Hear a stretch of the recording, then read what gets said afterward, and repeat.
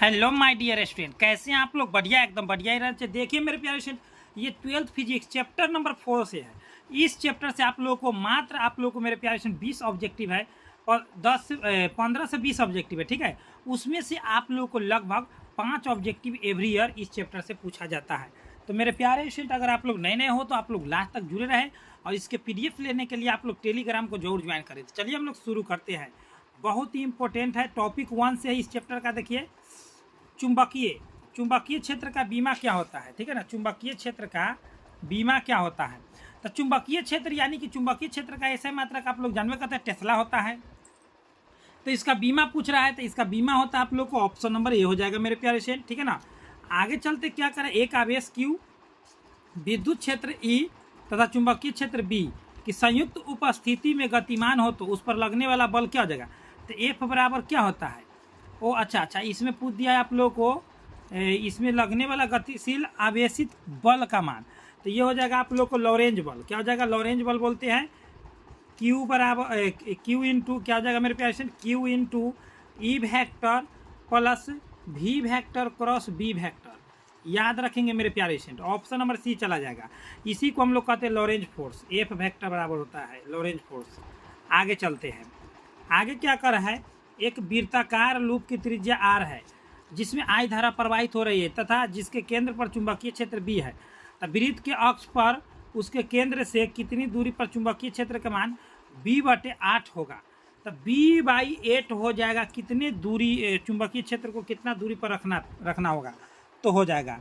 तो ये हो जाएगा मेरे प्यारे स्टूडेंट, आप लोग को जाएगा √3r दूरी पर रखना होगा, ठीक है ना।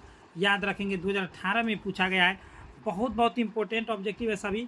चुंबकीय क्षेत्र बी वेक्टर में V वेग से गतिशील आवेश Q पर लगने वाला बल का व्यंजक क्या हो जाएगा? तो ये तो आप लोग को बहुत ही शानदार पूछ दिया है मेरे प्यारे स्टूडेंट। देख रहे 2021 में पूछा है। FM वेक्टर बराबर हो जाएगा आप लोग को Q into V vector cross B vector. एकदम राइट आंसर हो जाएगा ऑप्शन नंबर ए।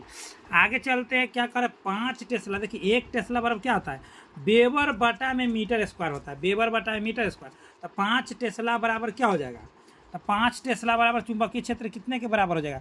तो 5 टेस्ला बराबर हो जाएगा 5 गुने वेबर प्रति मीटर स्क्वायर। देखिए टेस्ला बराबर होता है वेबर बटा मीटर स्क्वायर, 5 गुने हो जाएगा, ठीक है ना। चलिए आगे बढ़ते हैं। आगे क्या करें, लॉरेंज बल। लॉरेंज बल के लिए कौन सा है? तभी तुरंत मैं बताया हूँ कौन सा हो जाएगा। आप ही लोग कमेंट बॉक्स में कमेंट करेंगे। ऊपर में आप लोग को एक कितना 2 नंबर में बताया था, एकदम सेम टू सेम। आगे करें, निम्नलिखित में कौन बायो-सावर्त नियम के लिए सही समीकरण है? तो सही समीकरण कौन हो जाता है? तो हम लोग यहाँ से देखेंगे ऑप्शन, सही समीकरण कौन हो जाएगा? बायो-सावर्त। तो बायो-सावर्त के नियम के लिए सही समीकरण होता है DB वेक्टर बराबर μ0I बटे में 4 पाई। DL वेक्टर क्रॉस है ना, क्रॉस पढ़ेंगे, इसको गुना नहीं पढ़ेंगे, क्रॉस I कैप बटे R कैप बटे RQ। एकदम याद रखना है मेरे प्यारे स्टूडेंट, ऑप्शन नंबर सी एकदम करेक्ट हो जाएगा लॉरेंज बल के लिए। आगे कह रहा है मेरे प्यारे स्टूडेंट, यहाँ पर देखेंगे धारावाही कुंडली का विद्युत चुंबकीय आघूर्ण क्या हो जाएगा? तो धारावाही कुंडली का विद्युत चुंबकीय आघूर्ण क्या हो जाएगा सो पूछ रहा है। तो वो हो जाता है, चुंबकीय आघूर्ण होता है NIA वेक्टर। N क्या है? लपेटों की संख्या, I क्या है? धारा, A क्या है? एरिया।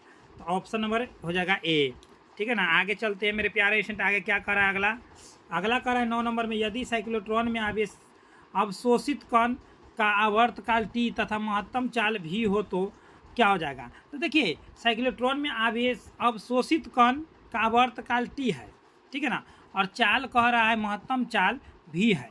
तो क्या हो जाएगा इसके लिए? तो ये आप लोग को हो जाएगा, क्या हो जाएगा? तो मेरे प्यारे स्टूडेंट क्या हो जाएगा? तो ये T हो जाएगा। क्या हो जाएगा? T, आवर्तकाल ही केवल रह जाएगा, ठीक है। चलिए आगे बढ़ते हैं मेरे प्यारे स्टूडेंट। आगे क्या कह रहा है, अगला क्वेश्चन कह रहा है, परिनालिका में चुंबकीय ऊर्जा घनत्व का सूत्र क्या हो जाएगा? तो परिनालिका में चुंबकीय ऊर्जा घनत्व का सूत्र होता है B² बटे 2 एप्सिलॉन नोट हो जाएगा, ठीक है ना, एप्सिलॉन नोट हो जाएगा। चलिए आगे बढ़ते हैं हम लोग। आगे क्या कर, नहीं B² है ना, तो म्यू नोट होगा, ठीक है, म्यू नोट हो जाएगा। क्या होगा? B² बटे 2 म्यू नोट हो जाएगा, ठीक है ना। चुंबक वाला में म्यू नोट, और विद्युत क्षेत्र वाला में क्या होता है? विद्युत वाला में होता है आप लोग को एप्सिलॉन नोट। आगे बढ़ते हैं, तो आप लोगों को देखना है यहाँ पर 1 नंबर में, जब किसी एमीटर को शंट किया जाता है तो इसकी माप सीमा क्या हो जाती है? तो जब भी एमीटर का टॉपिक है ना, चौथा चैप्टर के तीसरा टॉपिक है।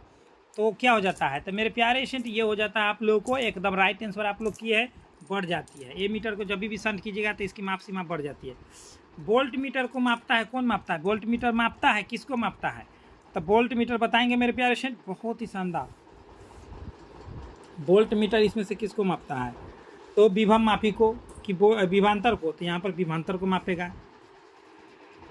आगे देखिए कह रहा है कि आदर्श ए मीटर का प्रतिरोध क्या होता है? तो आदर्श ए मीटर है ना, आदर्श ए मीटर का प्रतिरोध शून्य होता है, याद रखेंगे। आदर्श वोल्ट मीटर का प्रतिरोध अनंत होता है, याद रखेंगे। ए मीटर का प्रतिरोध क्या होता है? तो बहुत कम होता है, याद रखेंगे, बहुत कम होता है। आगे देखिए निम्नलिखित में कौन गैल्वेनोमीटर नियतांक के लिए सही है? बहुत इंपॉर्टेंट बताएंगे 5 नंबर। तो 5 का हो जाएगा सी बटे, क्या हो जाएगा मेरे पेशेंट?